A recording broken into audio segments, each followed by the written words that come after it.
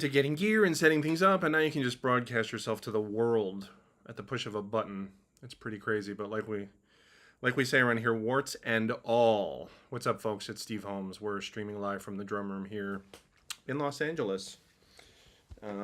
We do this once in a while. We play drums, we talk drums, and lately the talking has been probably maybe more fun than the actual drumming.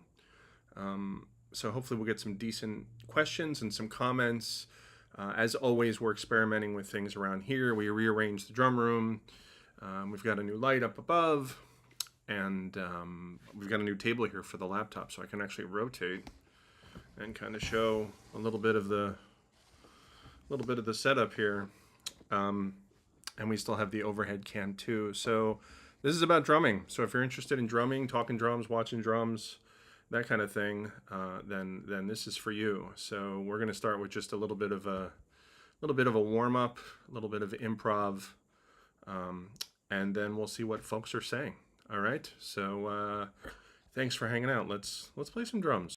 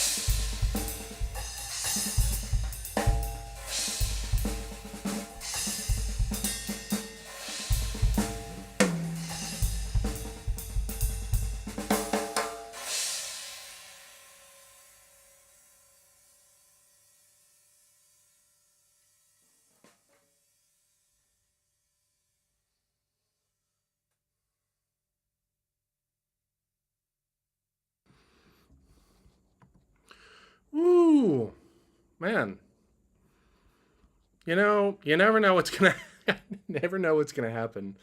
I was warming up earlier and I was like, oh man, should I even do this today? But it was kind of fun in the risk, really. Pardon me. What's up, folks? Thanks for hanging out. My name is Steve Holmes. We're streaming live from the Los Angeles area.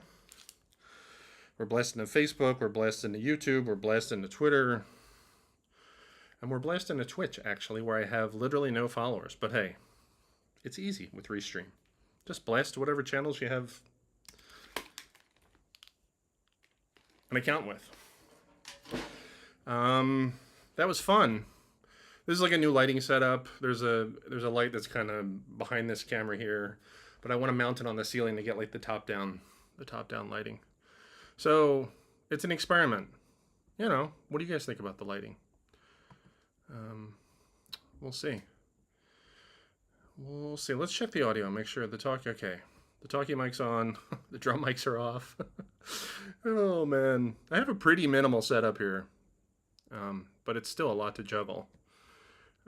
But because I got this cool like rotating thing, I wanted to show like the hardware that's going on here. Like my drum set is mic'd up.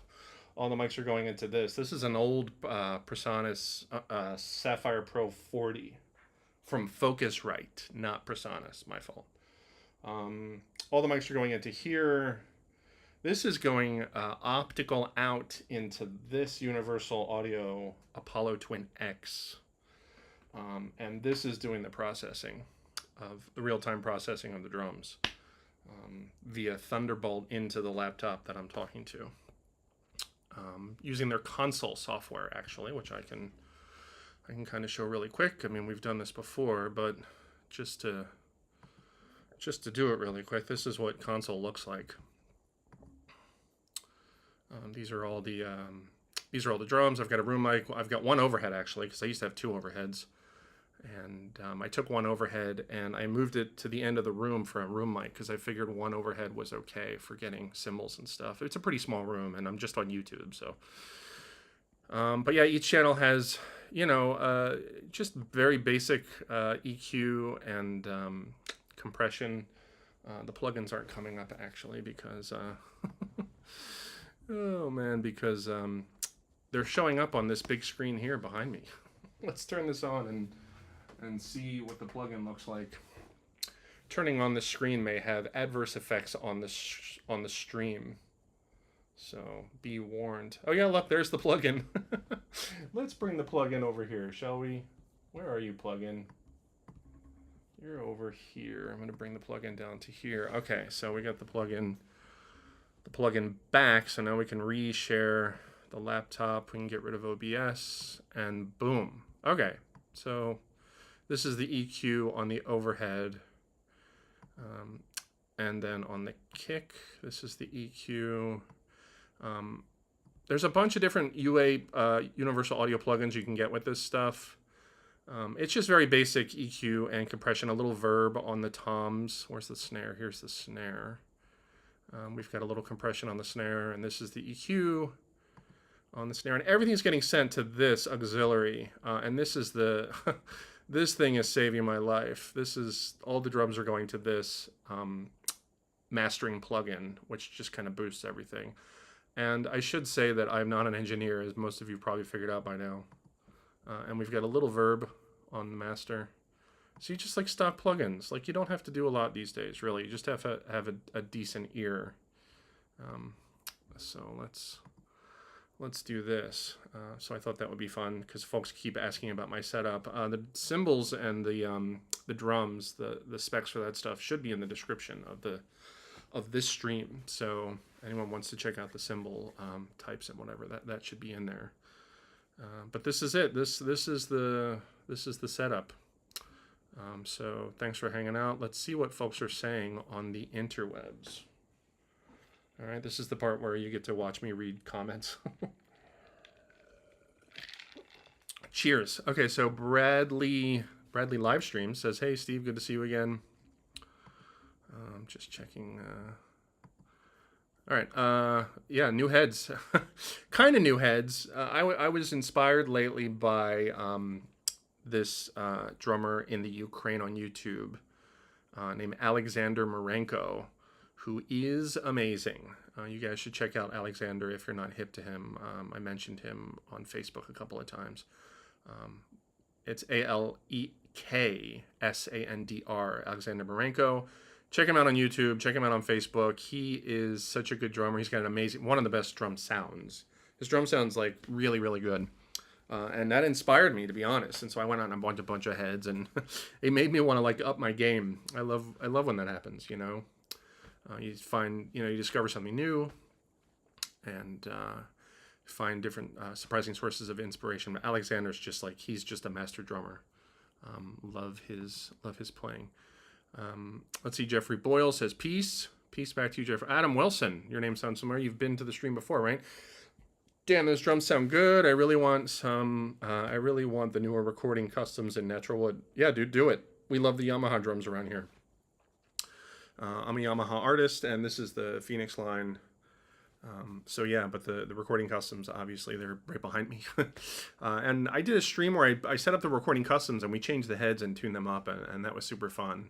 So if folks are interested in seeing that, that's on my channel. Those of you who are not subscribed to me on YouTube, we're trying to up the subscriber count. And I've avoided for a long time, because, we've all seen YouTube videos now, and it's like everyone's always like, hey, hit that subscriber button and all that. And I've been avoiding doing that because I don't want to be that guy, but I'm afraid I'm going to have to be that guy. Because we need to up my subscriber count. So if you have a YouTube account and you haven't subscribed to my channel, please subscribe. Because it does help, actually, with YouTube stuff. Let's see. What do you use as your primary metronome, says Adam Wilson. These days, believe it or not, this is funny.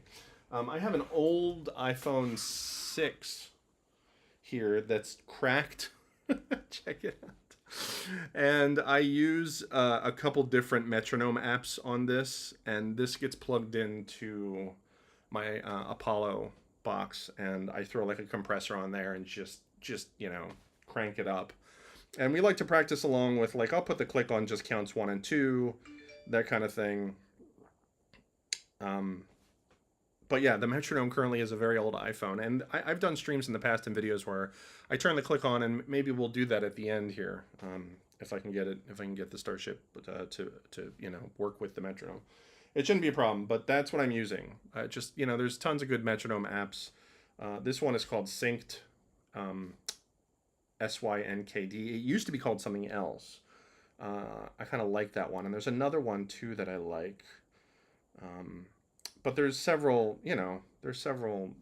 metronome apps out there that meets folks' need. I need to get one that counts, actually, because I want to try the Chris Coleman 1, 2, 3, like the I want to try playing over that. I think it would be fun. So that's what I've been using for the metronome these days. Bass drum sounds awesome today, says Todd Hinman. Thank you, Todd. I'm happy to hear that. Always love the feedback on the sound because, I keep saying, I'm not an engineer. I'm just kind of using my ear and doing what I call figure it out studios.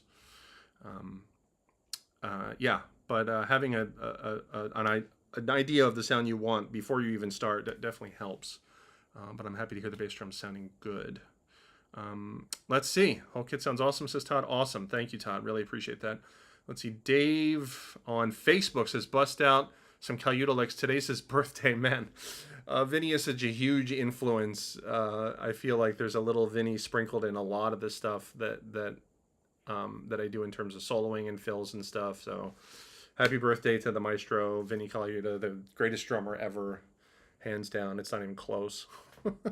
It's not even close. I mean, music is subjective and everything, but, if anyone wants to mention another drummer that can play all styles with authority such that he's recorded all styles, has played live with all styles, every big name and every style, unsurpassed facility and soloing vocabulary.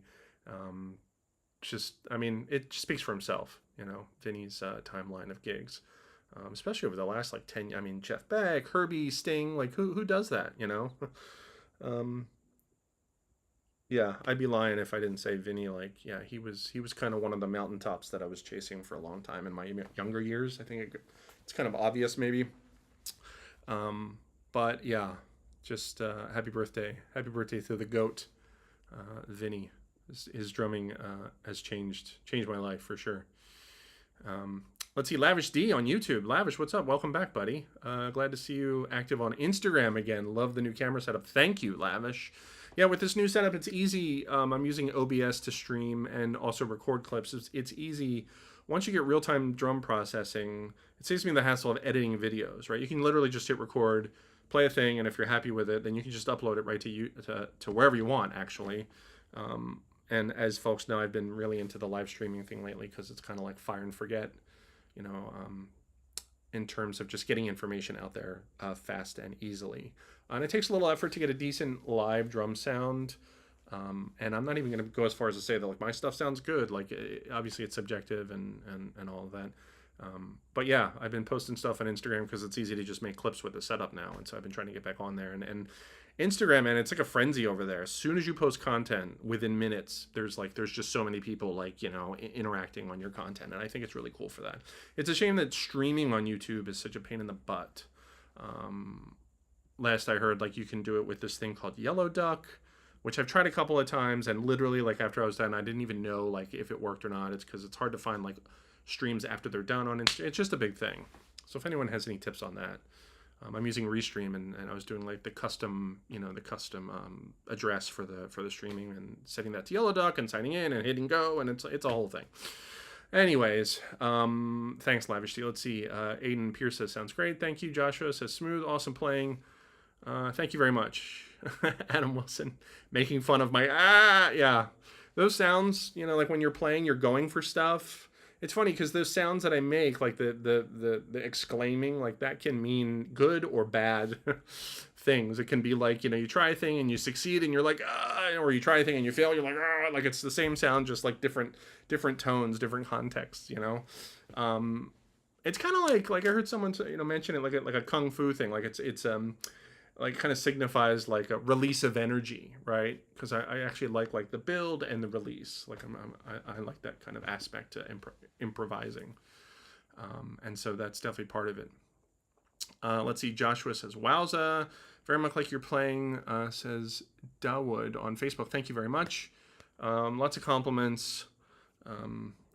Let's see. Let's get the questions going, you guys. Let's do some chatting. Steve, time for the technique. Yeah, I'm like, quit complimenting you guys. Quit wasting my time with I really appreciate the positive feedback, actually. Let's see. Time and technique was how do you structure your practice, says Racer X on YouTube. Let's see, when was that? That was like almost 15 minutes ago. Racer X, time and technique. How do you structure your practice? Well, I mean, both those things are important. Obviously, I would say that time is more important than technique. But I mean, in structuring practice, like it's just like any aspect of your drumming, like just keep working on it until it's, you know, in an acceptable place, you know. And I mean, there's different ways to do it, but I just, you know, I would just attack things, you know, like if I'm like, okay, I need to work on my time, I would just turn on the click really slow. And have, you know, only 2 counts with the click, or maybe a bar with the click and a bar without the click. And that's how I practiced a lot of that stuff, mostly because of this great drummer named Fred Dinkins, who suggested that method to me when I was at the Musicians Institute in 1993. And it's great. It's just a great way to practice your time. Just like, you know, program it so the click is there and then it's not there, and then in there it's again, it's not there, and then you just loop that, man, and you slow it way down, and you'll see how good your time is really fast. And I've embarrassed myself on here plenty of times with that now, but it's worth it. It's good practice, and it'll quickly show where you need to work on your time. You know, slower tempos, medium tempos, and I made it a point today when I was improvising to play kind of like a faster tempo, because I tend to play slower medium tempos and then kind of like subdivide a double time kind of fill and then go back to the like slower groove, which is super fun. But I made it a point to like, no, like play a fast groove, you know. So we did that. Yeah, trying to get back to the question, how you structure your practice, like, you know, I just work on the things that I knew I needed to work on. Like if it was reading, then, spend time doing that. But I mean, I guess in terms of when to switch, I mean, I guess I don't want to burn myself out too much on one particular category. I think it's beneficial to work on one aspect and then just switch gears and work on something else, and then maybe you go back to the original thing, and chances are you're going to be in a fresh place with a little bit of traction. So I think breaking things up, but it's not so much about that as it is just practicing the right things the right amount of time, and have an idea of how good you want to get. Like, have an idea of what the finish line sounds like. Don't just practice because you want to be able to recognize when you succeed. You want to be able to recognize when you get better. You want to be able to recognize when you get to the finish line. I mean, it never really ends, obviously. You can always improve a thing. But, when you get to the point where it's like, okay, this is happening now, like where I can, make music with this or incorporate this into a song or, on the gig or blah, blah, blah. So you want to be able to recognize the finish line. And I think a lot of folks don't do that, actually. Like, have an idea of what you're going for specifically so that you recognize it when you get there. Let's see. JB on YouTube says, just out of interest, is your studio in your house or a separate place? It is in my house. It used to be in a separate place, but I moved into a place, and we put up a drum room here, and this is it. It's time. This is the final setup, I think. So we're gonna get ready to hang some stuff up, and I've got some extra sound panels. I wanted to wait to decorate until the setup was locked. And I think the setup is locked now, so it's time to hang some stuff up. And we've got some cool pictures to hang up here. And so I obviously need some stuff behind me. So that's going to happen. Let's see. Murenko is a beast, says Racer. Yes, he is. Any advice on where to find old 60s or 50s Ks? No, I don't have any advice on where to get old cymbals except the internet. I wouldn't be surprised if there was. I'd be surprised if there wasn't a Facebook group about like old vintage Ks. Like I used to have an old school drummers group. I've seen that, but I personally don't know of. I mean, if I was looking for old Ks, I would just call Kirsten at Zildjian. I'd be like, hey, Pro Drum Shop in Los Angeles. There's lots of drum shops that stock old used cymbals and stuff. So just use the internet. I'm sure you've done that, but that's all I got. Sorry. Let's see. Some name on Facebook that I can't even pronounce. It starts with an F. File undervalued. Sorry, I'm butchering your name. Hey, Steve, longtime fan. I was wondering if there was ever a point in your life where you were making a living exclusively making music. I'd love to hear some insight on your experience with that. Yes, there was a brief time where I was just paying the bills making music, but it was kind of in a young, starving artist kind of way. As many folks are aware of, it's kind of like feast or famine, peaks and valleys with the making money thing, playing music, and each person is in. It's interesting actually because it's the kind of thing that not a lot of people talk about with any degree of specificity. There's tons of Patreons and YouTube channels and stuff, and obviously I'm part of that chaos.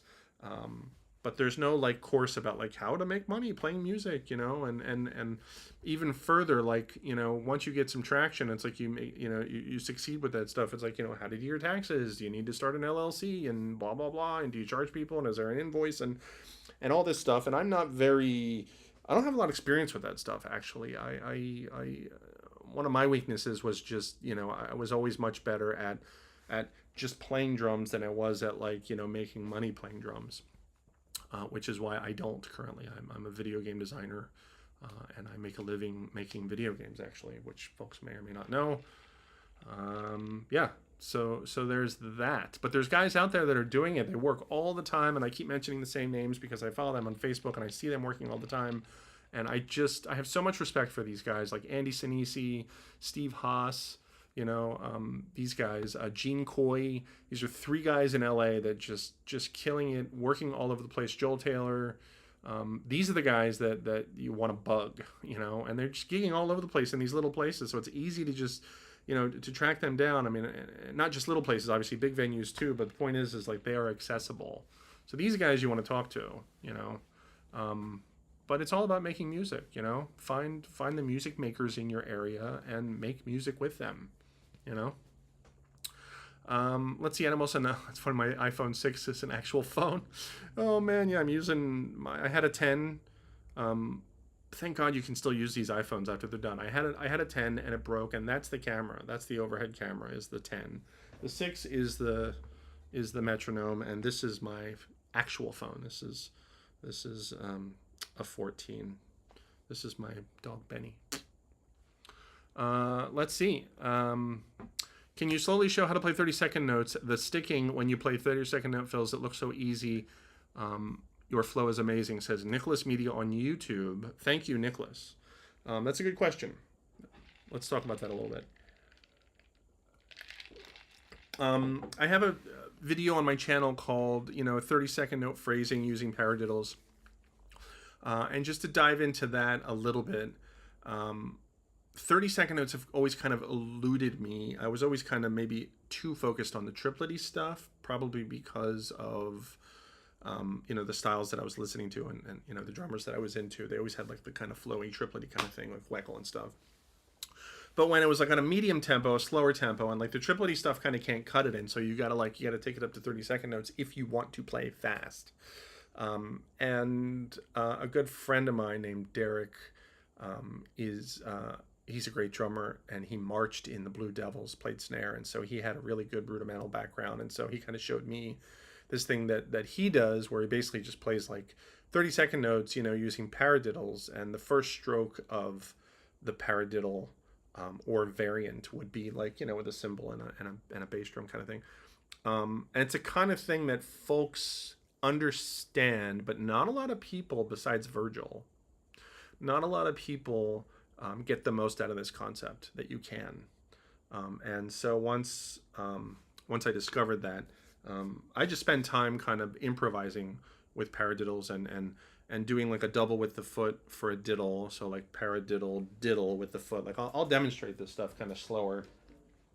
And again, there's a video on my channel about this. But let me I'll play a groove, and then I'll play a fill using this concept that I like, and see if I can like repeat it, and then like we'll slow it down and I'll show you what it is. But yeah, just kind of mostly paradiddles playing 30-second notes. Let's see.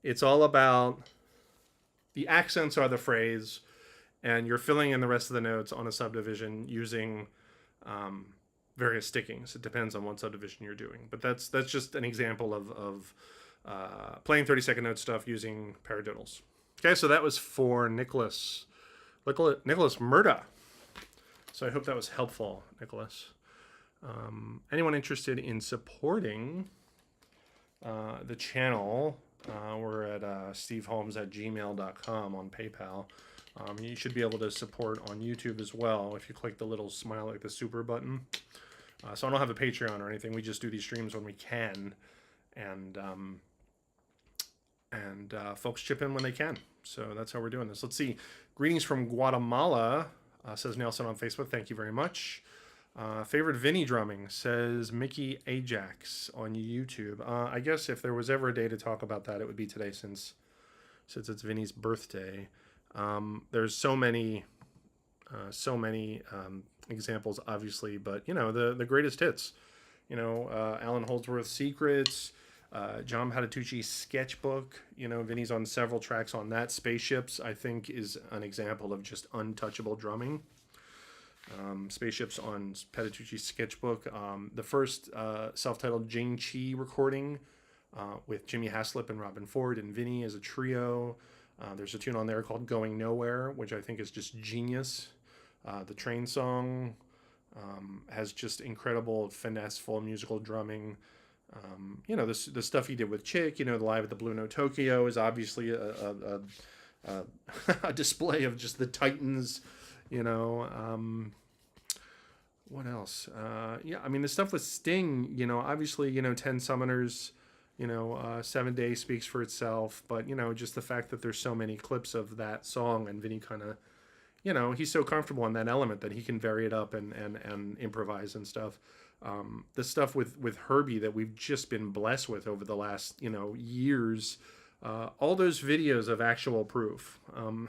Someone needs to make a video that talks about, actual proof and, the improvisation that Vinnie and Herbie do together in that song, and just all the examples of it that we have, soloing over that form.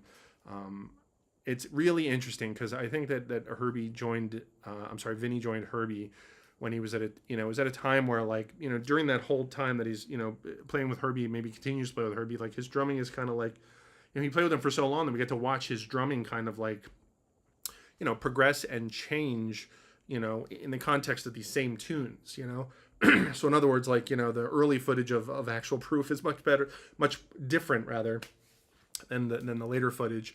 There's some that's just really busy and just kind of really, out and blowing. And then there's others. There's one, I'd have to find the link, where it's just like super mellow, super quiet.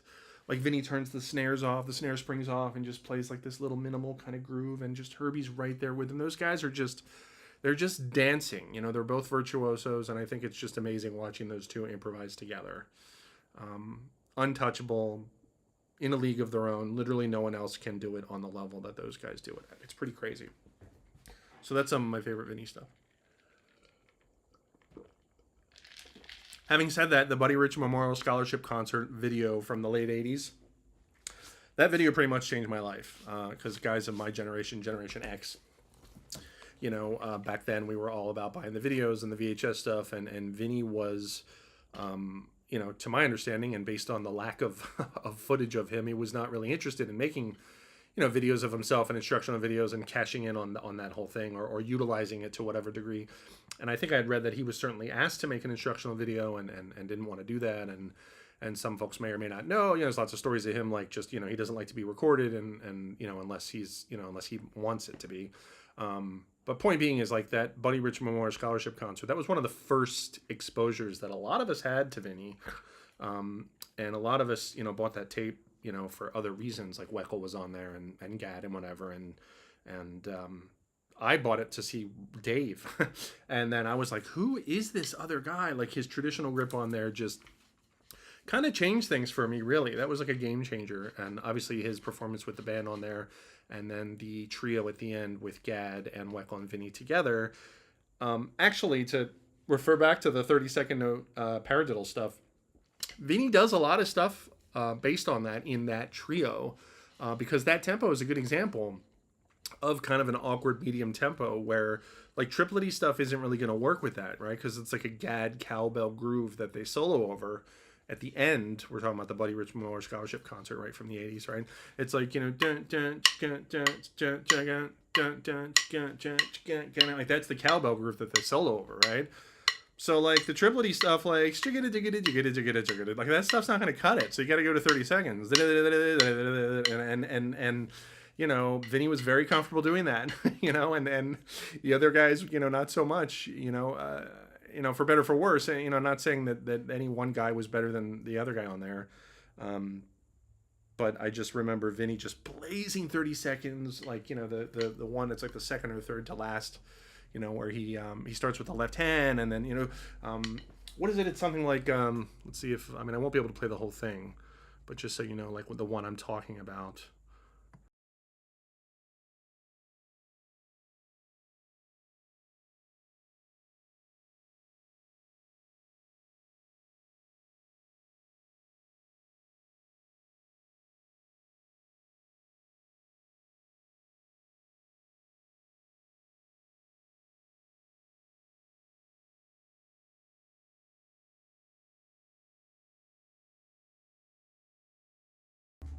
I need to work on that, right? I'm making a fool out of myself here. But point being is like, you know, the stuff we were talking about before, you know, 30-second notes and paradiddles, like his, you know, late 80s, you know, like, you know, he was doing that stuff and utilizing those concepts. And I think that's pretty amazing, actually. Yeah, let's see. Okay, so we talked about that. Favorite Vinnie drumming, we talked about that. Let's see, Adam Wilson. What are some of your favorite albums that you'd recommend to have Vinnie Colaiuta on them? Well, that, I mean, the ones we've been talking about, you know, I mentioned some already. There's some bootlegs of a band that Vinnie was with, Robin Ford and Vinnie, and it's called Live at, man, I forget. It's actually on House of Drumming. I know I have the MP3s on my server, but man, that stuff is just some of the scariest drumming. It's funny now because, you know, the internet's been around so long and like YouTube's been around so long. It's kind of like, you know, the stuff that's been on YouTube for a while is also like some of the, in my opinion, like the must see stuff. You know, there's footage of Vinnie at what's called a TRAPS concert. It's an organization to benefit students, and they have a concert at the Los Angeles Academy of Music, LACMA, I think it's called. Not LACMA, LAMA. Sorry, Los Angeles Academy of Music Arts or something. Anyway, it's Vinnie, Russell Ferrante, and Jimmy Haslip. And the quality's kind of okay, but they play like 3 tunes on there. And man, it's ridiculous, the drumming on there. It's ridiculous. That's some of my favorite stuff.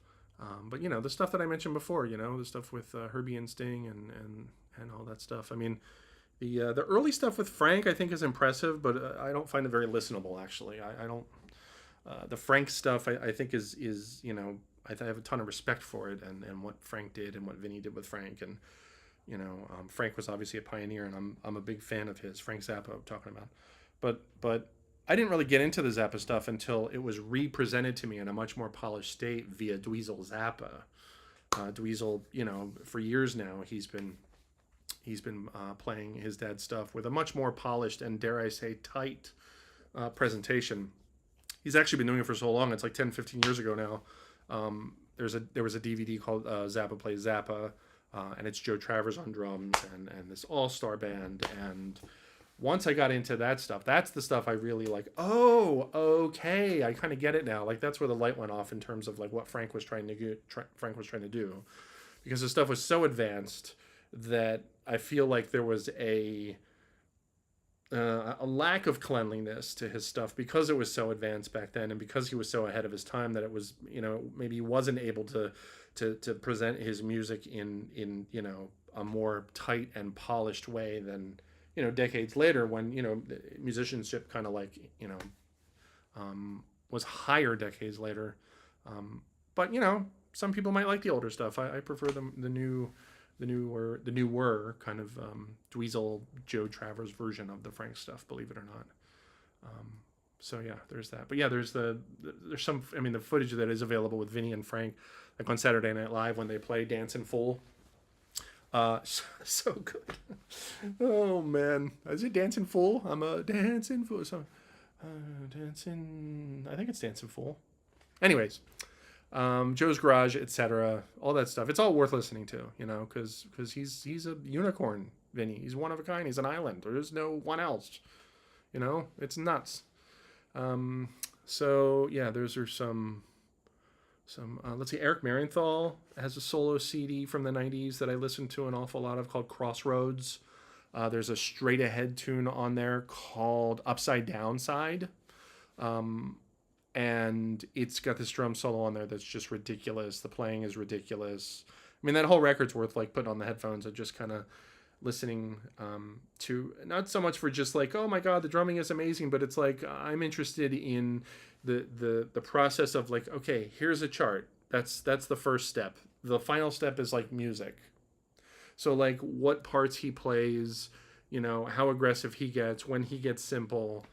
I'm kind of fascinated by that. Like, perfect example, like in the early 2000s, there was a DVD that came out of like Vinny with Shaka Khan. And they play like, kind of swing stuff and backbeat stuff. And it's fairly reserved. I mean, obviously it's great music. It feels great and Vinny plays great and he brings the energy when he needs to, but he's definitely not blowing. He's not like playing like the out kind of aggressive Vinny stuff on there. Which I think is great and fine, right?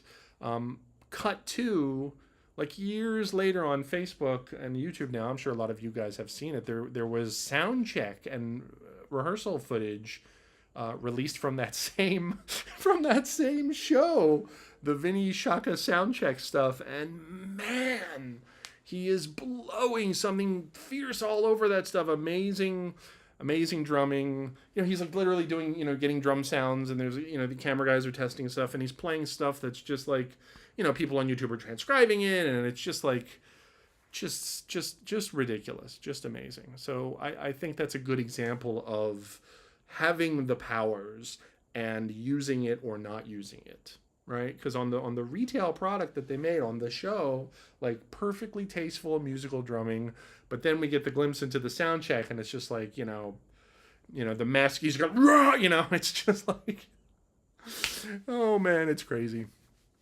Let's see. More questions. Let's see. Greg Patterson on YouTube. Are you currently using Remo clear ambassadors on your toms? Yes. These are clear ambassadors on the toms. But upon review of the older footage of this kit, I think I prefer coated ambassadors on these drums. I'm happy with the sound right now, but I've got some new coated ambassadors that I plan on putting back on here. I think coated sound a little better on these drums, but I'm happy with the sound. So yeah, these are coated ambassadors on top and bottom. Let's see, what lick do you utilize the most? There is no lick that I utilize that I lean on more than any others, I would say at this point. Let's see, have you heard of the Berkeley Indian Band? What are your feelings on playing Indian rhythms on the drum set? I have not heard of the Berkeley Indian Band. And to be honest, like, I haven't had a lot of exposure to the Indian stuff specifically. Just, the stuff that's made it into the mainstream drumming stuff, like Steve Smith has kind of brought it in there, and like John McLaughlin and that kind of thing. And I've done my share of practicing, odd groupings in groups of 2 and 3 and taki-taki and all that stuff. But I don't really find that stuff very listenable. I don't enjoy listening to it. So I don't have a lot of motivation to like add it to my thing, to be honest. So there's that. Let's see. Hey, Steve, any great Weckl stuff that you think is overlooked or flies under the radar a bit? Says Alien SJ5 on YouTube. Weckl stuff that's overlooked. Yeah, here's one for you. There's an old, back in the 90s, you guys, Weckl was on just so many CDs, and some of them, most people probably have not heard of them or don't know them unless you were following him back then. I don't even know if Dave has his complete discography on his website. He really should. Steve Orkin, Dave Weckl, you guys need to get on that. We need like the complete Weckl discography so people can like easily see and buy that stuff. Vinny actually has that on his site. I think. Anyways, there's a bunch of old CDs that Weckl was on that just played amazing on, obviously, but the stuff that kind of, got a lot of rotation back in the day for me. There was one CD in particular. There was a couple, actually. The first self-titled Michel Camilo CD. It's got a black and white cover, and Dave's on there with Mark Johnson and Michel Camilo, and there's a song called Sweet Sandrine Part 1 that just the drumming is just ridiculous. Jeff Beal, trumpet player, put out a jazz CD called Three Graces that has Vinnie and Dave throughout the whole thing. Dave plays great on there. There's a song, A Slow Thing in 3, where he takes a solo on that's just so tasteful. What is the name of that song? I forget. Anyway, check it out. Jeff Beal. And it was fun. Like back then, we were like listening to that CD and trying to peg like who was drumming, Vinnie or Dave. Back, me and fellow students at Musicians Institute in 1993, 94. We were like trying to pick out little things that kind of gave them away.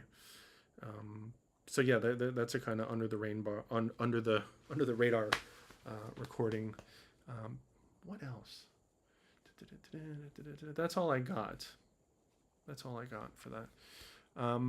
Let's see. Adam Wells saying music and video games are two of the biggest hobbies, passions.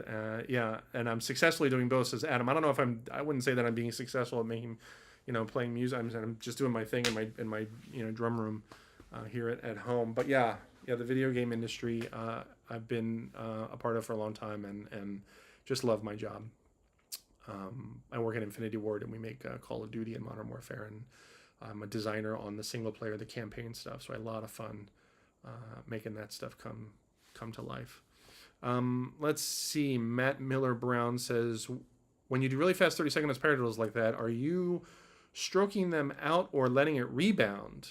And how do you have tips for controlling said rebound? Yeah, just trying to get to that point, like just trying to get that speed, right?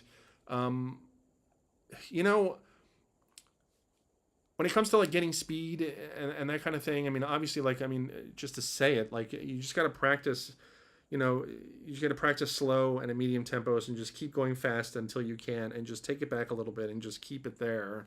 But my point is this, like, I don't know physically what's happening, like when I'm playing really fast. All I know is that I just kept working on it until I could. And that's not to say that I'm ignorant of rebound or, the physics of drumming, because it is something that I take into consideration and have worked on to some degree. But I've never spent time playing fast 30-second notes and like working on the rebound or practicing, the stroke so that the rebound happens. That kind of stuff. Like if for me personally, and your mileage may vary obviously, but if you just keep working at it, you keep practicing, and keep improvising and just playing this stuff, I find that one's body just finds ways to do it in the most efficient way because you're constantly asking it to. I play with Vader 5Bs, which are a little thicker than like obviously 5As or 7As or whatever.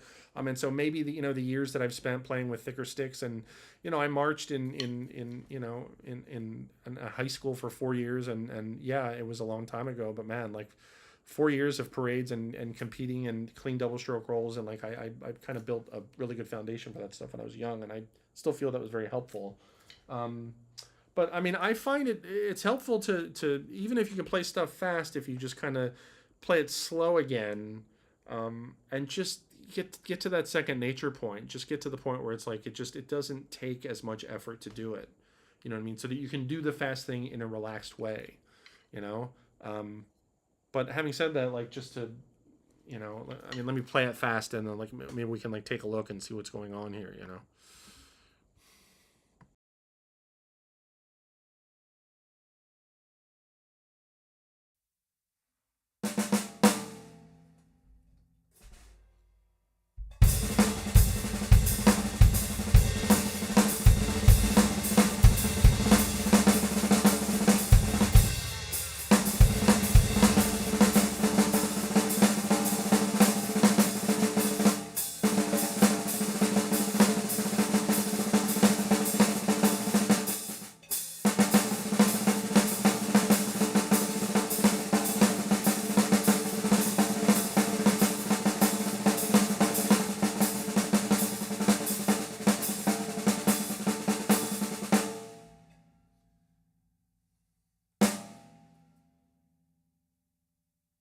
Yeah, I mean, I'm not holding too tight there on the sticks. There is some rebound happening there. I'm not squeezing terribly tight. I mean, I've got control over the stick mostly through my middle finger. I'm talking about my right hand now. And so if you play match grip, then just do this with both hands. But there is a degree of rebound. I'm allowing the rebound to happen, but cleanliness is important to me. Whenever I'm playing fast, like I want it to be clean, right? And those accents, you can see like when it falls apart, it's like the accent happens and like the rest of the strokes, the lower strokes, they kind of fall apart, and then I kind of like turn the key and jump start it again. But I'm just trying to think of musical phrases. I'm just da da da da da da da da da da da da da da da da da da da. Like that's what I'm thinking, and I'm just filling in, the paradiddle, diddle, whatever, like in between. But I think that just be aware of all the engines. Like the fingers, the wrist, the arm. Just be aware of that stuff and just work on all that stuff. And what happens is your body will utilize it when it needs to, based on what you ask of it.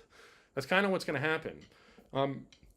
But I mean, having said that, if you're the kind of player that holds too tight, you might actually struggle to reach those kind of tempos because I feel like the rebound is helping in that regard. So I guess I misspoke before. Like there is rebound, but I've never like sat here and practiced that because I want there to be rebound in everything, really. So it's not like I can do rebound at fast tempos. I try to let the sticks rebound like at a reasonable, depending upon how much time there is. Like obviously it's slower tempos. There's more room, there's more time for this to happen. But if you're playing fast tempos, you don't have that time because you got to do another stroke right afterwards. You know what I mean? But I think just playing in a fashion that allows the stick to rebound while you still have control will serve you at all tempos. Really, I feel like that's what's happening here. I hope that's helpful to you. Let's see when you do. Okay, so that was for Matt on YouTube. Let's see, Lavish D. I always hear you talk about Derek. Is there any footage of him? No. Can I bring him on as a guest? Maybe. Maybe.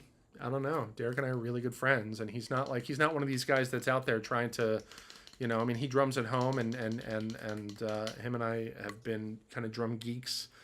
Drum brothers for a long time.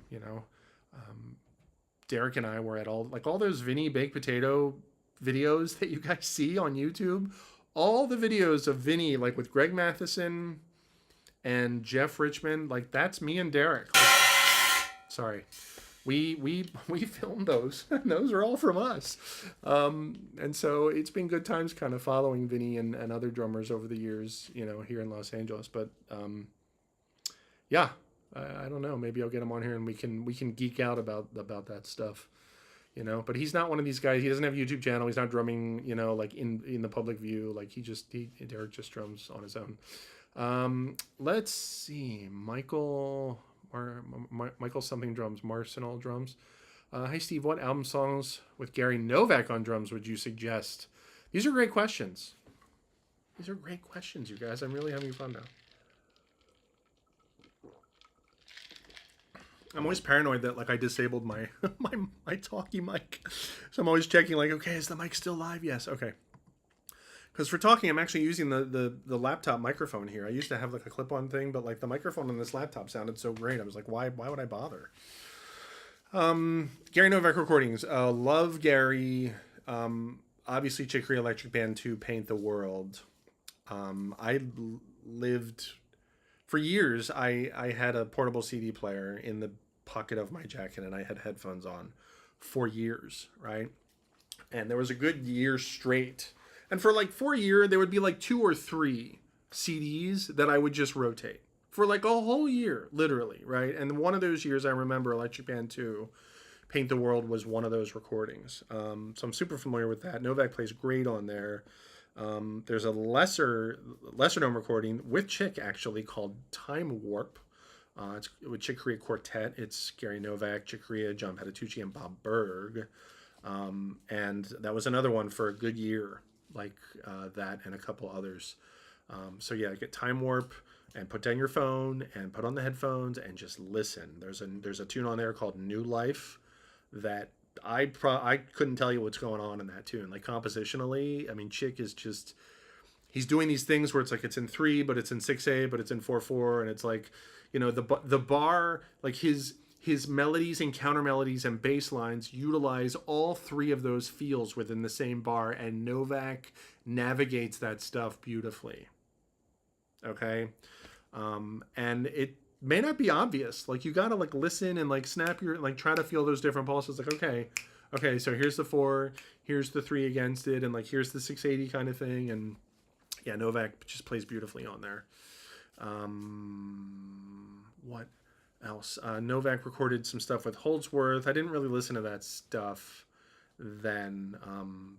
I saw that band though. Did I see? I don't think I saw Gary with Holdsworth. I've seen him several times. I took a lesson with Gary actually a long time ago, and he was just as nice as can be. And we've hung out like before and after various gigs of his here in LA.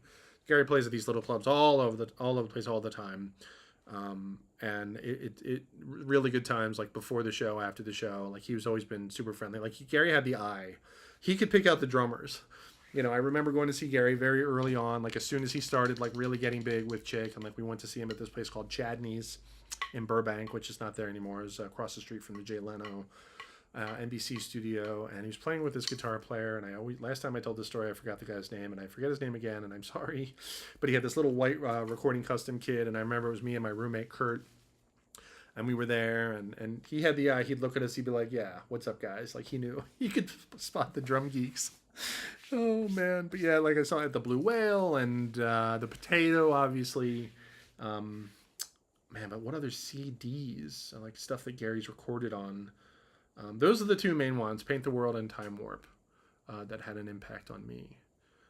There's a clinic out there. There's on houseofdrumming.com, my drum forum, House of Drumming. There's a dedicated topic to Gary. Check that out. There's lots of like, anytime someone discovers something new, they update the topic. And there's actually topics for other drummers on that too that get updated whenever someone discovers something new. So it's a great resource, houseofdrumming.com.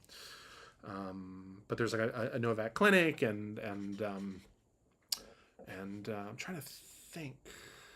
Yeah, that's all I got right now for Novak. He's on a Bob Berg CD as well, and I know he toured with Bob, and there's some bootleg stuff of that on YouTube. I forget the name of the recording though. Sorry, the name of the CD that he's on with Bob Berg. So yes, there you go. There's some Novak recos. Let's see. Charlie says hello, watching from Dubai. Hello, Charlie in Dubai. Thank you. Thanks for watching. Let's see. Alan says always love players who get so much out of deceptively simple grooves. Jeff Pocaro being a classic example. How has that approach informed your own playing? Great question. It's funny, I was thinking about that when I started playing in the stream today, and I was just kind of trying to play grooves. Like I was actually thinking about that, mostly because of the recent interview of Steve Lukather on Rick Beato's channel. A lot of people have heard of Rick Beato, Beato. If you haven't heard of Rick Beato, go to YouTube and check out his channel. Rick has a gold mine of interviews with all different kinds of musicians, and he did one recently with Steve Lukather, who's one of the top 3 most recorded guitar players of all time.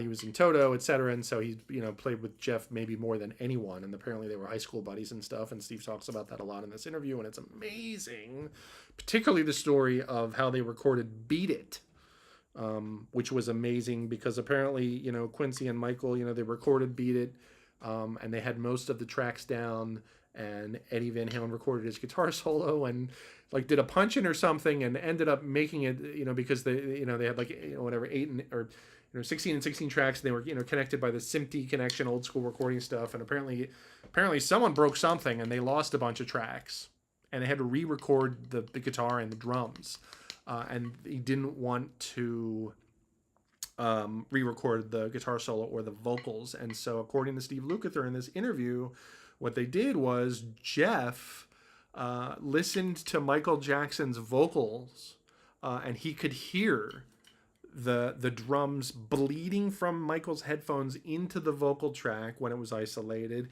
and Jeff tapped along with drumsticks and created a new click track for Beat It, listening to the bleed from Michael Jackson's headphones recorded a drumstick click track, re-recorded the drums with the new click track, and Luke recorded his guitar over that.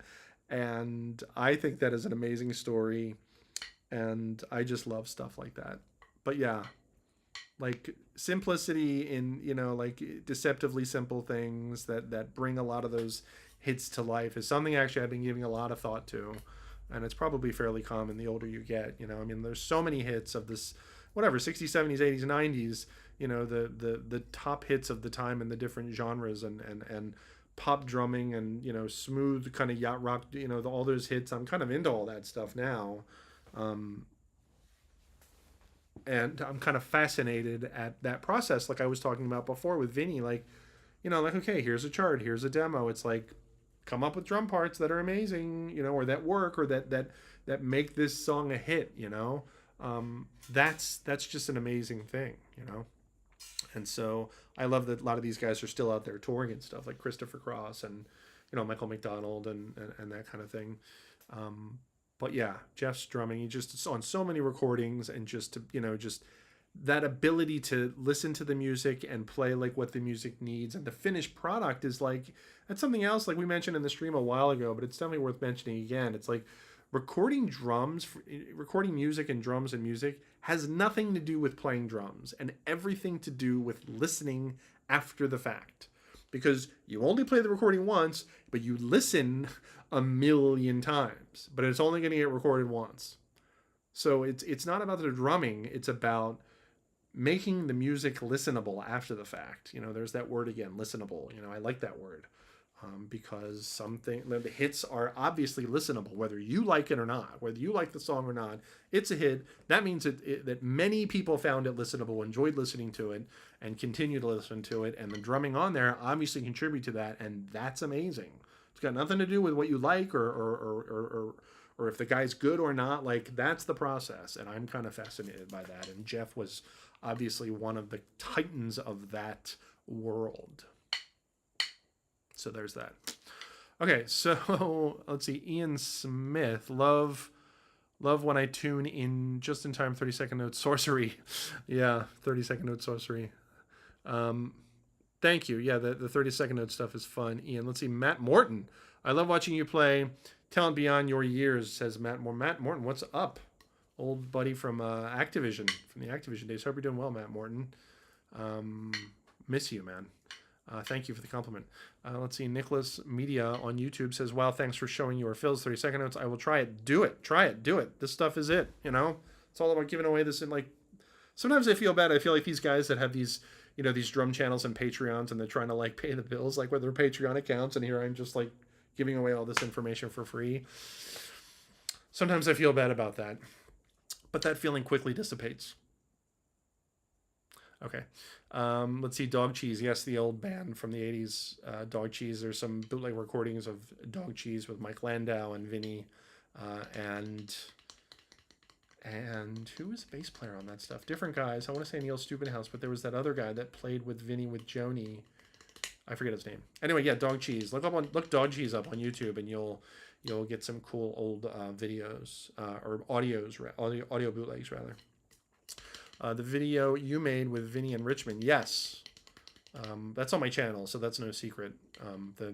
There's a whole set of Vinnie with Jeff Richmond that just has untouchable drumming, and yeah, I was there that night, and my friend and I kind of made that happen.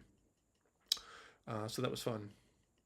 Let's see. Oh my God, never knew I shared a birthday with Vinnie. Yeah, there you go. Let's see. Josh, let's Bill Evans. Thanks for sharing your gift. Bill Evans. Oh, okay. So more recommendations. Okay, thank you for that. Let's see. Lavish D with the $5 donation. Thank you very much, Lavish. Anyone else interested in supporting the channel, that would be much appreciated. Let's see. 30-second notes was really cool when you went to the hi-hat.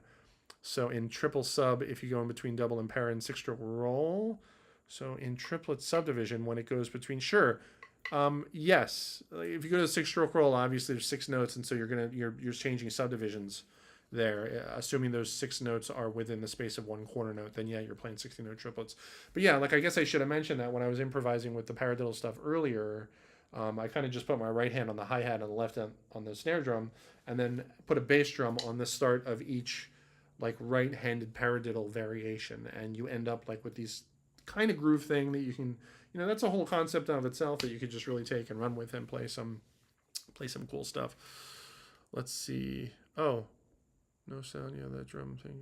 Okay. Well, yeah, they're talking about no sound. Like when I talk, when I'm playing, like I'm just kind of miming. Let's see. Play it again. The sound was off. It looked nice though. I'd love to hear it. I think that was the 30-second note like he did with the right hand. Wow, did I have the... Oh, I had the mics off, I think, when I did that. Intro, get until... Let's see, video footage of that. Your opinion on Jojo Mayer. Any opinion of Jojo Mayer?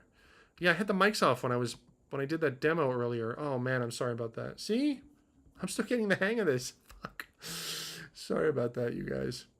I should do that again, huh? When I did the fast paradiddle stuff? I don't know. I feel like we've talked about paradiddles enough. Yeah, maybe I'll edit that part out. That's the thing about when you do these streams on YouTube, and then if you go back and edit out a part, then all the chat gets deleted. Whatever. Love JoJo. Someone's asking about JoJo Mayer. Love JoJo's playing. His performance on the Modern Drummer Festival was... man, we watched that thing for like a year or two. That was great. There's some old footage of JoJo with Michel Cheo, however you say her name. Sorry, I'm butchering her name. But yeah, JoJo with her. And JoJo's been doing it for a long time. He's got amazing technique and an amazing, lifetime of drumming that we can go back and look at. And just, yeah, I love JoJo's playing. The Caveman album, says Chris Azuna. Not really a fan of that album, to be honest. Let's see. Will you please play the last thing again? The sound. Oh, okay. Yeah, I should. Was it when I did the I was doing the fast paradiddle stuff, and I guess the sound was off. Let me try that again. I'll turn the sound on this time. Sorry about that. Man, I hate when that happens. All right, so the mics are on again, and boom, let's turn off this.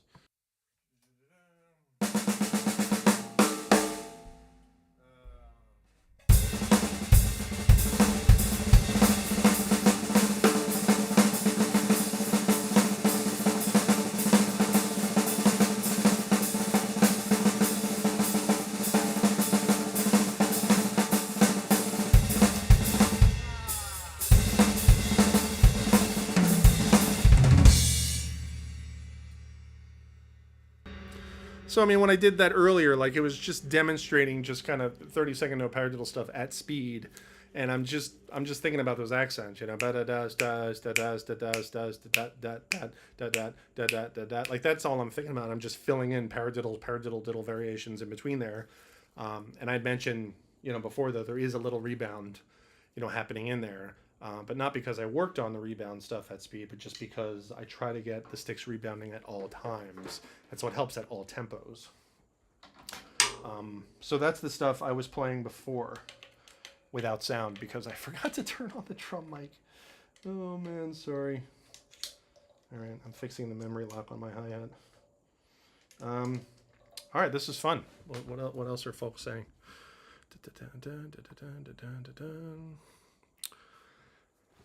Let's see. Would you play the last thing again? Yes, there you go. I played it again.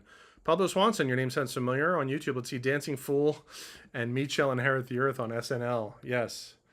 With Vinnie and Zappa. Let's see. How do you think Alan Dawson method? The little bit I know about that, I really like, and I felt like maybe there was some overlap between the stuff that I got into with the double stroke phrasing and what Alan Dawson does, which apparently is a lot of that stuff, and I think that's really cool. But I haven't studied that stuff specifically. But the stuff that I have seen seems really cool. Why does YouTube help me get a drummers who shows the sticking very slowly? I mean, slowly for me.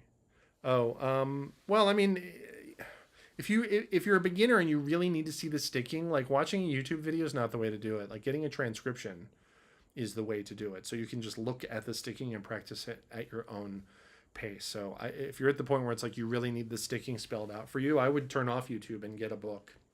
Get drum set for beginners, or I don't know, get the Ted Reed book and find some cool Ted Reed exercises. That's another thing I did for paradiddles. Where is that? Ted Reed, page 37. Here it is. I have it framed, actually. Ted Reed, page 37. Let me go back to OBS so I can see what's going on here. Boom. Get the Ted Reed book. I framed my page 37 because I got so much use out of it.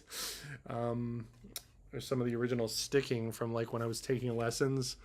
You know, there's some like handwritten stuff right there. Anyways, I think I have this memorized. One time I tried to play it and sing it like without looking, and I didn't get very far. Apparently I don't have it memorized. But anyway, one of the things we did with the Ted Reed stuff was like eighth note gets a para, quarter note gets a paradiddle, eighth rest gets a diddle, and a quarter note rest gets a paradiddle, but like quiet. And so the goal there is to play the page as accents over top of paradiddles, right? So the first bar here is like bat, right? Like this bar here, bat, right? So it's eighth note, quarter note, eighth note, quarter note, quarter note, right? So very simple, right? So that would be like, you know, it would sound something like this.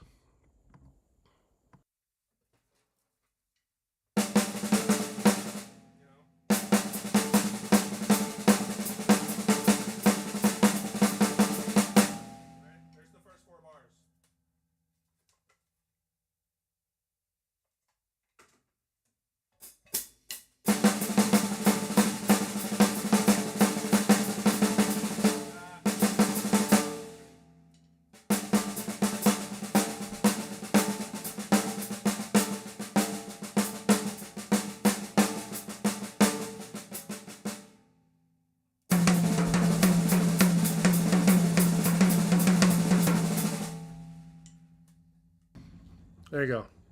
So that was yet another way to use like the Ted Reed book, you know.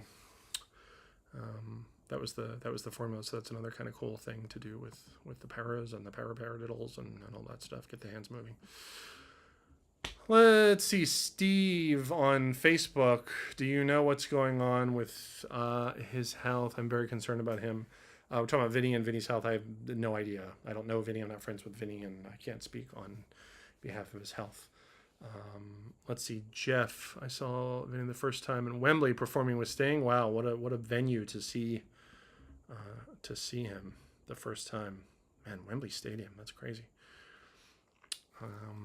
Let's see. I don't love his own album except Slink. Says Joshua. Talking about Vinnie's self-titled album. Kind of agree with you on there. I mean, I like the first two tracks. You know, Attack of the 20-Pound Pizza is pretty cool. The second track, actually, I like a lot. The third track, The Thing in 5, was Sting on bass. Bandy, gotcha, bandy, gotcha, like that. That's kind of neat. But when they go into the brush groove in the middle of that third track is super cool, man. Woo! But yeah, Slink is amazing. That's Jeff Beal, the trumpet player I mentioned earlier, that Vinnie plays on Jeff Beal's recording. It's Jeff Beal on trumpet, and I think Steve Tavoloni on sax on Slink. Love Slink, man. Yeah, get check out that track. So people are unable to learn because they don't know. Okay, we're still talking about like beginners still. Let's see. Just thank you for your contributions to drumming community. Completely formative and shaped my education, says Keith Hugh. Keith, so happy to hear it. That's so awesome. Let's see. Chris Azuna says, to be Jedi or Sith Lord. That's a personal question. All right, I'm not going to talk about if I'm Jedi or Sith Lord. I mean, my wife would tell you that we'd rather pick our Harry Potter, you know, allegiances than our Jedi allegiances. Let's see. We all know that lick Carlock utilized the most. Yes, I know the lick you're talking about, but I don't know. Yeah. Let's see. Chris JK band with Weckl. Let's see. Oh, the Dave Grusin stuff with Weck. Yeah. Man, there was one. Oh yeah, something of Dave Grusin. There was a Dave Grusin CD that Weck was on that was really, really cool. I forget the name of it. I'm sorry. I have it though. Cliff Allman's drum solo and Sweet Sand Dream Live is off the hook. Yeah, Cliff with Michel. Yeah. I love Cliff's drumming, man. Yeah, and his drumming's changed over the years, and I got to hang out with him a little bit. He came to LA with Wayne Krantz and Tal Wilkenfeld, and got to hang with Cliff a little bit, and he was just super nice, and I've always been intrigued at Cliff's his career, because he was one of those early young guys that Dave kind of helped launch, and I always thought that was kind of neat. Let's see. Ever heard of Bill Connors? Yes, I'm hip to Bill Connors' Step It. Yeah, there's some early Weckl that's worth checking out. Steve Kahn Public Access with Weckl and Anthony Jackson, says Todd Hidman. That's a favorite. That is a favorite. I probably should have mentioned that one. That album is one of a kind, man. And it's not just because of that band, but it's, I mean, Manola Bandrena on percussion and vocals. That album, like the chanting and singing and stuff that Manola does on there, I kind of like that stuff. You know, some people may find that to be like a barrier of entry. But man, Cisse and Kamarika and Mama Chola and all that stuff. Woo! Weck plays so great on there. Anthony Jackson. Oh, love that stuff. Get that Steve Kahn Public Access. Yeah, what type of mics do you use, as Johnny on YouTube? Johnny, I have very cheap mics. These are, I bought, like when I first decided to like mic up my kit, I went to Guitar Center. I bought a cheap pack of microphones called the AKG Groove Pack. It was 3 tom mics, 2 overheads, and a kick. And then I bought an SM57 for my snare. And then later on went back and bought a generic like $100 condenser for my hi-hat. And those are the same mics I have now. And I don't even have 2 overheads. I have 1 overhead, and I use my other overhead as a room mic. I'll see if I can show you that. 1 second. In front of that pad there, I don't want to move my laptop too much because I'm afraid stuff's going to come unplugged. But yeah, there's the room mic in the back there, and then there's the overhead. And yeah, just some kind of cheapo AKG mics we got going on here. Sorry, I'm trying to move things without unplugging things. It's a challenge. All right, we got a good stream going. Everyone's asking questions and we're chatting, and this is it. I'd say I need all the rebound I can't get and use it to my advantage for sure. Yeah, rebound's important. What type of mics? We talked about that. I remember to turn on the mics this time. Yes, Adam. Sorry, I forgot earlier. Okay, God. Greg Patterson, do you have any tips on how to play double stroke rolls on lower tuned tom-toms? Yes, my advice is don't do that. Lower tuned tom-toms. I mean, if you need to play double stroke rolls on them, like, you just got to sit there and power out the strokes. You know, spend time practicing on your leg or something that doesn't bounce. Power out those doubles, because that's going to help if you're playing on these big toms that don't have a lot of rebound. But I'm not a big fan of doubles on toms, to be honest. You know, some guys do that, and I've never seen someone do that where I was like, yes, you know. I mean, maybe whack a little, but not. I mean, I'm not a big proponent in that, so I actually don't do it that much. Maybe I should try. Who knows? I mean, in this room, you know, the strokes would come out and it would be clean, so maybe I should give it a try. But I would just do, you know, I don't know. It depends on how long you have to play fast, but maybe use singles. Other than that, just keep working on it. There's no sort of shortcut for that. Let's see, we talked about mics. Let's see, I came in late. Wish there was Pocaro footage from the Matheson baked potato era stuff. Yeah, I mean, I actually haven't dug too deep about like, oh, let me find all the Jeff Pocaro footage I possibly can, but I assume there's a respectable amount out there. Although one clip that comes to mind that I really liked was there was a live version of the Lowdown, right? Bob Skaggs, the Lowdown, live, and Jeff was on there, you know, that kind of thing, and just kind of like semi-disco but not yet disco, and because they were getting away from that, and man, that was fun watching that. Gary Novak is criminally underrated, says Steeplehammer. Underappreciated. Maybe. I mean, Gary's amazing. People, anyone that knows Gary knows that he's amazing. I don't think that there's anyone that's aware of Gary that doesn't think he's amazing. Let's see, Alan Holdsworth live in Warsaw, Poland. Yes, that's the Novak footage with Dave Carpenter on bass, actually. Another standard with Bob Berg. That was the recording I was trying to remember earlier. Yes, I thought it was a new standard. It's another standard. Yes. Let's see. Luke has told that before. Super true as far as I know. Yeah, the Steve Lukather story is just so funny. Let's see. Big surprise finding you after 15 years. I discovered lost Vinnie material thanks to you, says Rob. Just Rob, no last name or anything. The mysterious Rob. Cheers, Rob. Let's see. Chris on Facebook. Let's see. needs a double hip replacement. I don't know who we're talking about there. Adam Wilson, Steve Holmes, have you ever listened to Cassiopeia, Akira Jimbo, and all those guys are fantastic? I think a little bit. All the stuff I've seen of Akira Jimbo has been very cool, very impressive. And I spoke to him one time at a Yamaha event, and he did not look like he really wanted to talk to me. I remember speaking to him, and there were some people, we were chatting about him on the House of Drumming forum, and I tried to tell him that, like, hey, we're chatting about you, and saying nice things about you, and it'd be great if you could chime in or something. And he was kind of like, I don't think he wanted to talk to me. Hey, look, Steve Orkin on Facebook says looks and sound great. Thank you, Steve Orkin. Yeah, we were talking about you earlier, Steve Orkin, saying that Dave needs to update his site with discography, clickable discography. If that's not already the case, it might be the case already. I could be completely wrong about that. But anyone who doesn't know Steve, he's runs, not doesn't run, but I mean helps Dave a lot with his streams and stuff. I mean that's no secret, because he's on the streams with Dave and he does a lot of the, the PR behind the scenes stuff. And Steve has helped me with a couple of things over the years. And Steve, I miss you, man. I wish I could give you a big bro hug. But you need to release that footage that we talked about. There was some old footage that you said, you had, and Steve's sitting on some good stuff, you guys. Steve needs to release some of the old stuff. I'm not even going to mention names. I don't want to breach confidentiality, but Steve, you're sitting on some cool stuff. It's time to get some of that stuff out there. It's all about releasing the stuff, right? Let's see. Marvy Music on YouTube. Greetings from Denmark. What do you think about drummer and percussionist Alex Acuna? Man, Alex Acuna is kind of a pioneer, man, because I remember when he broke out in the 80s and he was just like percussion and drums and percussion and it's all together and look at me, and I always thought that was super cool and amazing. And anything I've seen or heard of him when he's just on percussion has always just been amazing. I mean, Alex is like a big name percussionist. I mean, how do you do that? That's just nuts. Let's see. Screaming Headless Torsos, yeah, with JoJo.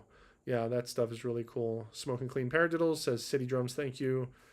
Let's see, slow it down. 25 speed might help on the tube. Thanks for... Oh, yeah, on YouTube, you can change the playback speed. That actually might be helpful to beginners on any video. Actually, that's a good idea.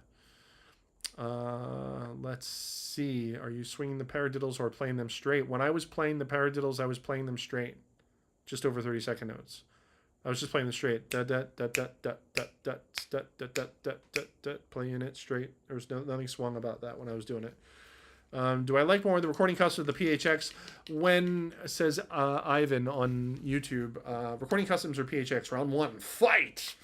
I'll say this. I like the PHX better. However, a craving for one cannot be satisfied by the other.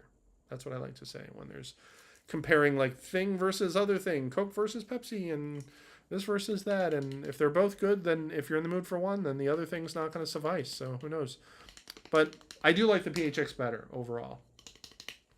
Let's see, kind of Zach Danzinger's career. Yes, Zach and Cliff, obviously they have kind of similar trajectories.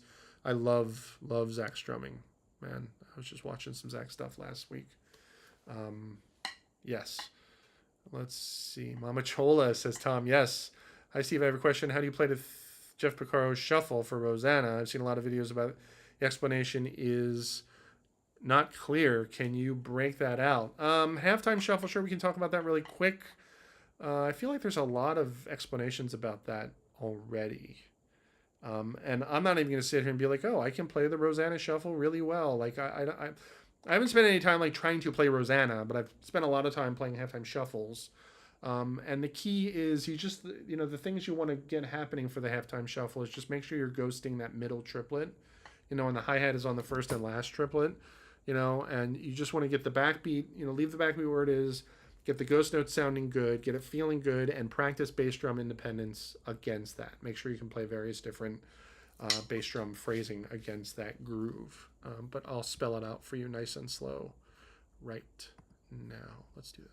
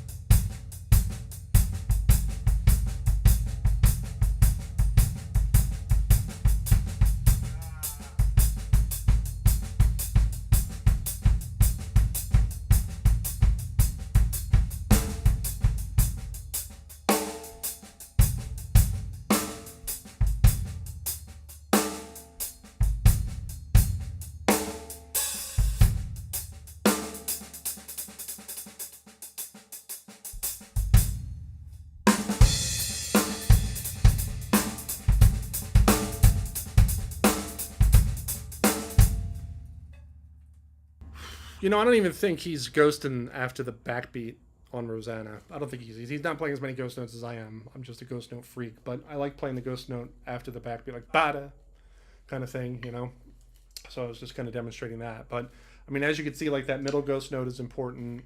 Getting the backbeat in the right place, getting the volume between the ghost notes and the backbeat in a good place. Like that's a quick and dirty halftime shuffle.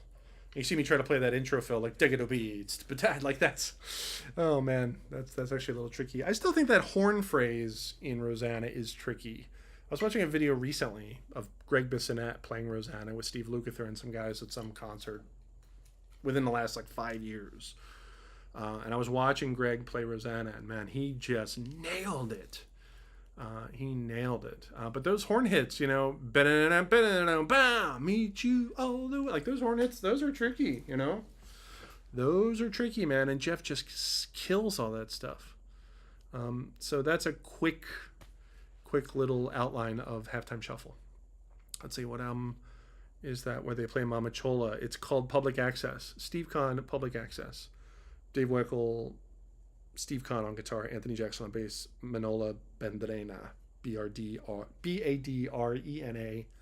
Badrina, it looks like, on percussion.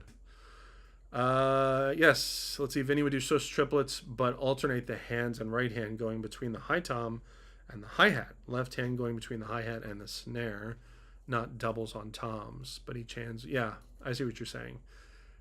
Tyler is commenting on doubles on the toms and saying that Vinnie would do a thing where he would play like Swiss triplets, which is two double strokes on the hands, but one is stacking obviously because it's flam right left, and then putting that all over the kit. So that kind of sounds like, that kind of counts as doubles, but in a different way. Let's see. Is there a problem with balance on the throne? Hey Steve, I have a problem with balance on the throne and how to freely play with my left leg on the hi-hat pedal, says Yusef. Yusef, you got to make sure your balance is together. You got to make sure that all four of your limbs are up when you're practicing anything. I mean, I've said this before. Like make sure your weight is in the center. Your weight should be in the center. Not don't lean on one leg. Don't lean on another leg. Put your weight in the center. Put your feet on the pedals and make sure you can freely move all four limbs at the same time without leaning on this or leaning on that. You want to get to the point where you can use all your limbs all the time, and the key to that is putting your weight on the center, and make sure your throne is at a comfortable height. I mean, I like my legs straight when I'm playing, like my thighs, I tend to keep them straight. I have things, or like, my snare drum is like positioned such that when I hit the drum, it's like at the middle, it's at the what I call the climactic point of the stroke. It's not too high, so it's cutting off the stroke. It's not too low, so it's after the the apex of the stroke, right? Boom, right in the center of the stroke. If there's a semicircle going here, this is the halfway point. That's what I want. Legs straight, weight centered, and practice playing simple things a lot with that in mind, and that should help with that. Steve Holmes, dude, I'm telling you got to check out Mint Jams by Cassiopeia. Fantastic album, especially like Japanese fusion from the 70s. Okay, Adam Wilson, I hear you. Steve Orkin says, I'll work on that. Hug me. I'm working on that footage. Really awesome. Yes, bro hug for Steve Orkin, and he's working on the Weck site. Steve Orkin, I think he's in charge of Dave Weckle's website. I'm not sure. I don't want to talk about things that I don't know anything about, but I know that Steve works with Dave, and maybe he'll get the website upgraded with the clickable Weckl discography, not just the Dave albums, like the stuff that the session stuff, from the 80s and 90s. Let's see. Okay, what about Vinnie book, Unreal book? Did you check it out? No, I didn't. I didn't check out that book. I didn't want to get too much into. I don't get too much into like learning someone else's stuff note for note. I'm more about like learning the concept that allows them to do the thing that I like, and then understanding the concept and being able to play phrases using that concept. Obviously there's a handful of licks that like, this one lick, I learned, the sticking of it and it helped open doors. But by and large, I'm not going to get out the book and like read note for note the transcription. I'm kind of not into that. But I know the guy that wrote that book, Mark Atkinson. I've met him at least, once or twice, and we've corresponded over various things over the years, and Mark is a super cool guy. Let's see, Digital Perspectives with the $20 donation. Digital Perspectives, man, thank you so much. $20 donation on YouTube. Anyone else that wants to support the channel is encouraged to do so. This is not the first time Digital Perspectives has donated, and I really appreciate it. Digital Perspectives, so awesome. So let that create momentum.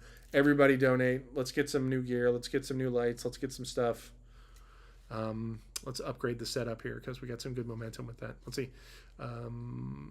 Is that a 6.5 by 14 brass snare? Says Adam Wilson. I think so. It's a pearl snare drum that I think sounds great in this room. It's brass. I think it is 5.5. I'm not sure actually. I'm not that big of a gearhead. I'm just like, does it sound good? Yes, I want it. Let's see. Chris is talking more about Steve Kahn. Oh, Steve Jordan on there. Yeah, I need to dig into that stuff. I love Steve Jordan. Let's see. Chayton says play YYZ. Okay, let's play YYZ. Ready? Here we go.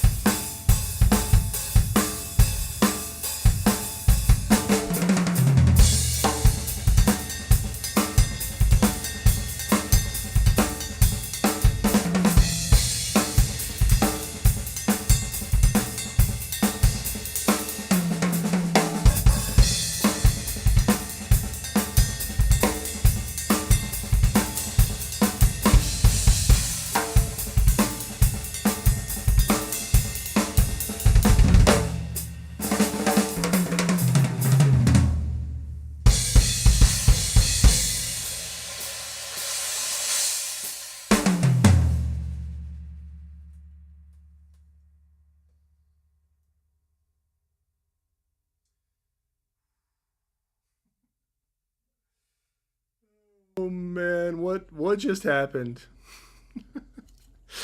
What just happened? The guy's like, play YYZ. I'm like, okay. Oh man, come on, that was funny. We got to close it there. We got to end it on that.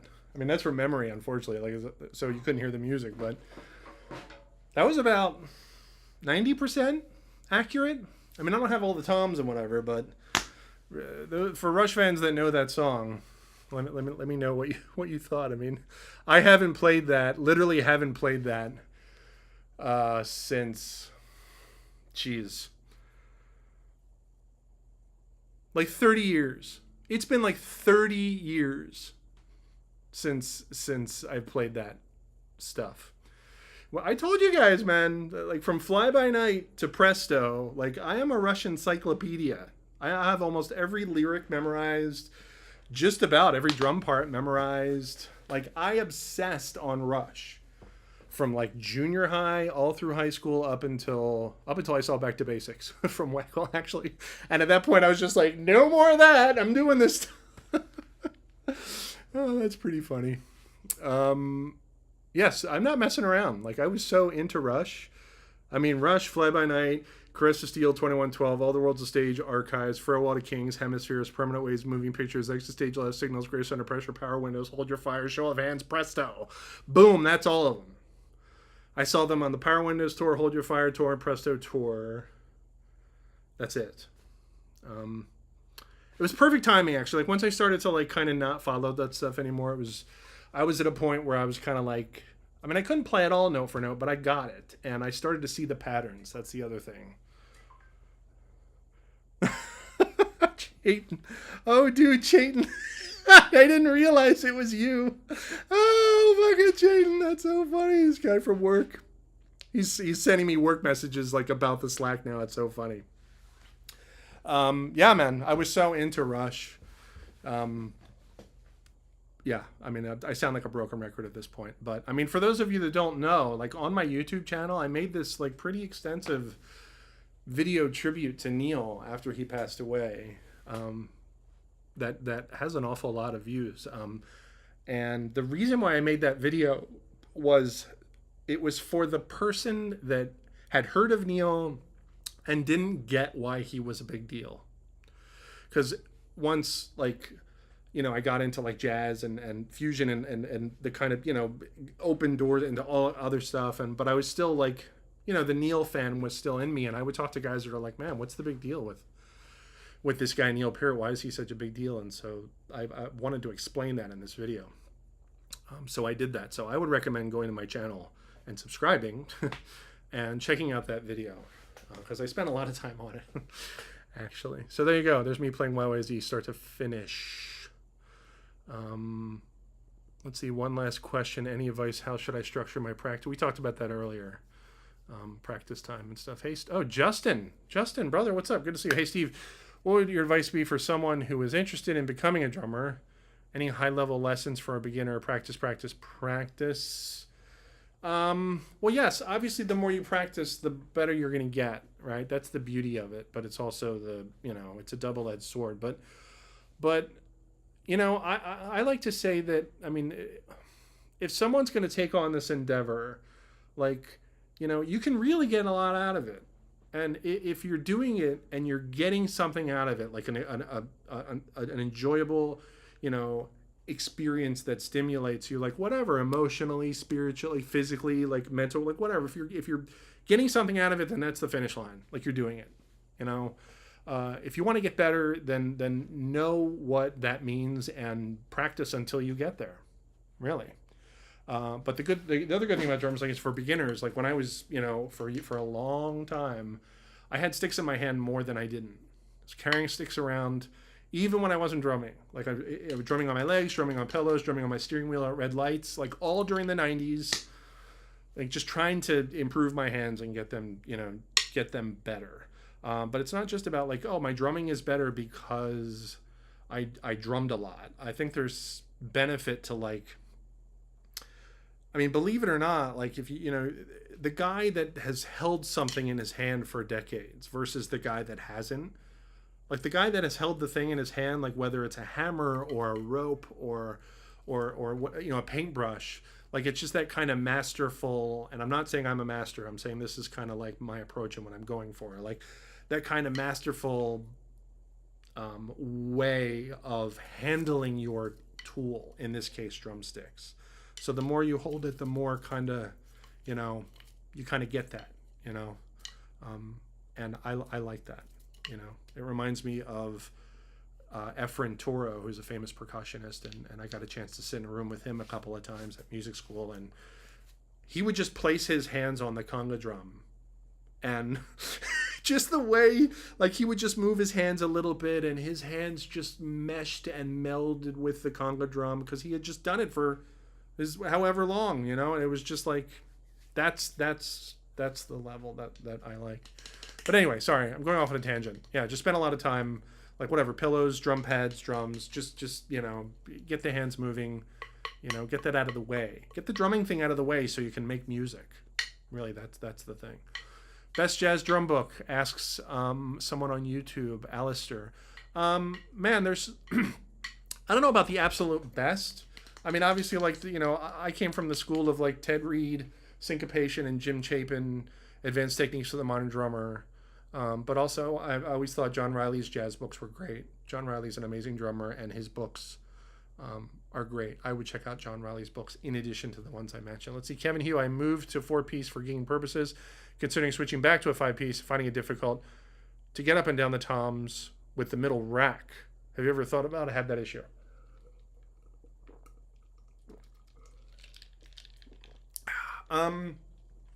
As you may or may not have seen, I spent a good year and a half, 2 years on a 4-piece.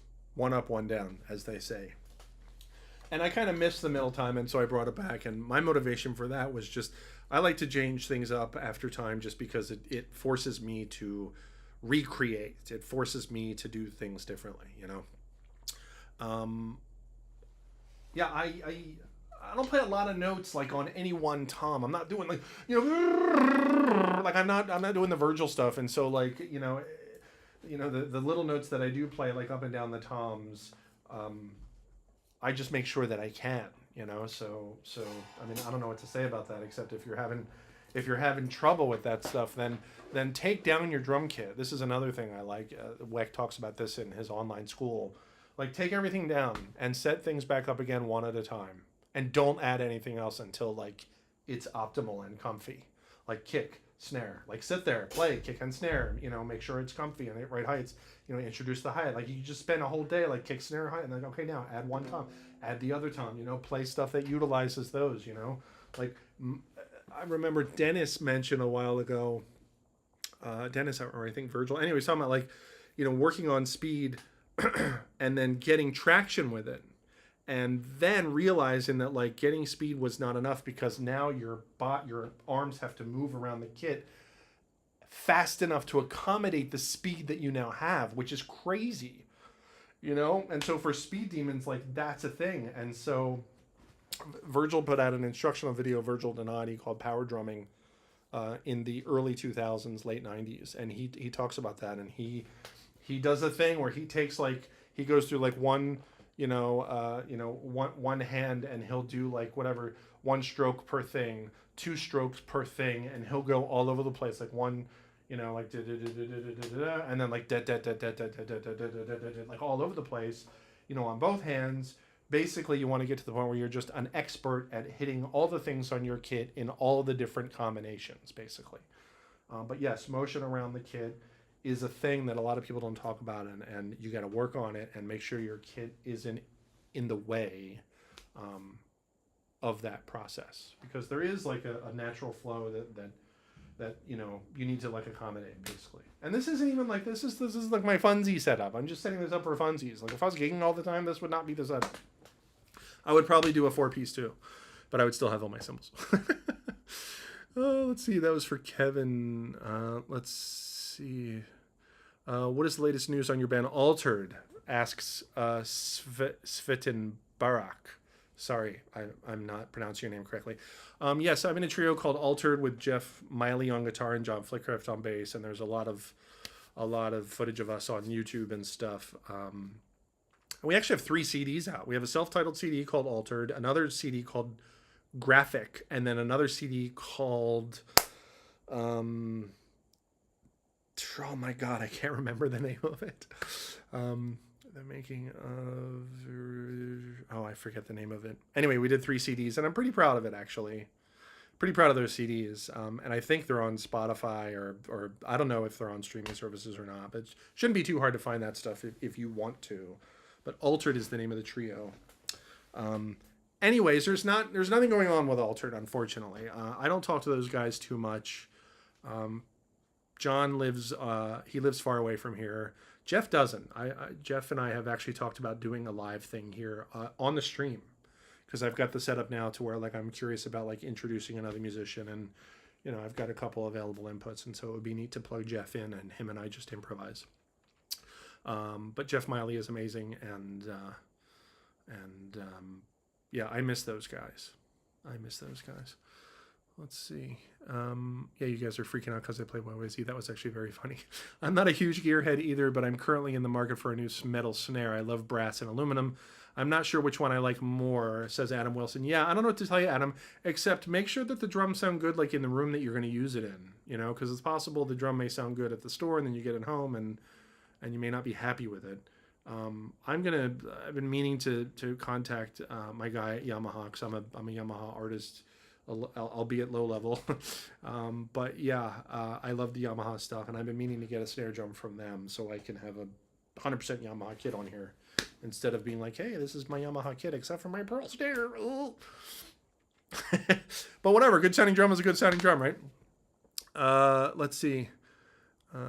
Just coming in, love your channel, says Frisco. Okay, Frisco Pisco, I love your name, Frisco. Thoughts on the great Carlos Vega? Man, yeah, Carlos was one of those guys, you know, who was also like, you know, kind of from the Jeff school and just working a lot and coming up with those amazing drum parts to make that amazing music, you know, and that's a thing, you know, that not a lot of guys could do, certainly less now than before, because there's just not, you know, that job just doesn't exist. There's not as much of a need for it as there used to be, you know. But yeah, the stuff I've heard of Carlos, I just love. Let's see, Rob's talking about Rush. Hello, Steven. Everyone says Worldwide Ghosts. Hello, Worldwide Ghosts. Let's see, can you play paradiddle speed level? We talked enough about paradiddles. We played a lot of paradiddles earlier. Let's see, I have that same drum set. Nice. Yeah, love my Phoenix drums. Let's see, it took me around 10 years to feel comfortable switching to traditional grip. Yeah. Traditional grip is a thing. Takes a long time to get used to it. No crane shots. I've always preferred a 4-piece set as well. Steve Holmes, where can I get your physical altered CDs? You know what? Thank you for asking. You might be able to get it at John Flitcraft's website. Let me check, actually. Because I don't want to send you there and then you can't. Oh, yes. JohnFlitcraft.com, JohnFlitcraft, John Flitcraft.com. There's links on here to buy the CD. I don't know. Yeah. Here, let's screen share. I don't know if laptop screen share. Let's get rid of this. Yeah, look, JohnFlitcraft.com, you know, /altered. Yeah, this was the first CD, and then we did graphic, and then Angular was the third one. Here it is, CD booklet. Yeah, there you go. There's, yeah, we had a lot of fun making these. There's a video on my channel where there's actually 2 videos of us in the studio. I was really into video editing and stuff for a while, and I made like a behind-the-scenes thing of us recording these CDs. But yeah, JohnFlitcraft.com. But I would imagine, I think it's on Spotify too, or I don't know about Amazon Music or whatever. Anyways, I don't know if that link's good anymore.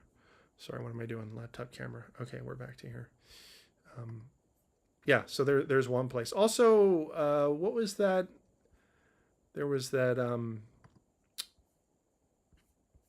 store that sold like Fusion CDs for a long time that was really popular before the internet, and I don't even know if it's still around. But yeah, that's all I got. Steve Holmes, okay. Do you get royalties for every copy sold? No. This is just some guys who recorded a CD and sell it like out of their bedroom. CD Baby, yes. Is there a musician that you really want to play with? Says Worldwide Ghosts. Man. Every time I see footage of Ben Shepherd, the bass player, I love him and his playing, and would love to do more playing with him. And I have played with him a couple of times, and it was just a joy, and I would love to continue to play with that guy. I should get Ben in here and Jeff Miley, and we just do like an improv thing, and that would be super fun. All right, I feel like we've gone long enough here for today's stream, so I'm going to call it for now. I really appreciate you guys hanging out. This was super fun, and I appreciate the feedback. My name is Steve Holmes. We're streaming live from the Los Angeles area. Next time, hopefully the light will be mounted on the ceiling. I'm going for the Aleksandr Murenko lighting. You guys, if you haven't checked out Aleksandr Murenko, check him out. Amazing drummer, amazing drum sound. And he's got this cool like top-down light, and his stuff looks like really cinematic. This is like the David Fincher lighting we're going right here. I feel like I'm in a David Fincher movie. And I need to get some stuff on the walls behind me. Anyways, thanks for hanging out. We'll do this again. We do this, I don't have a schedule, unfortunately. I just throw it up. So, boom. That's it for now. We'll see you next time.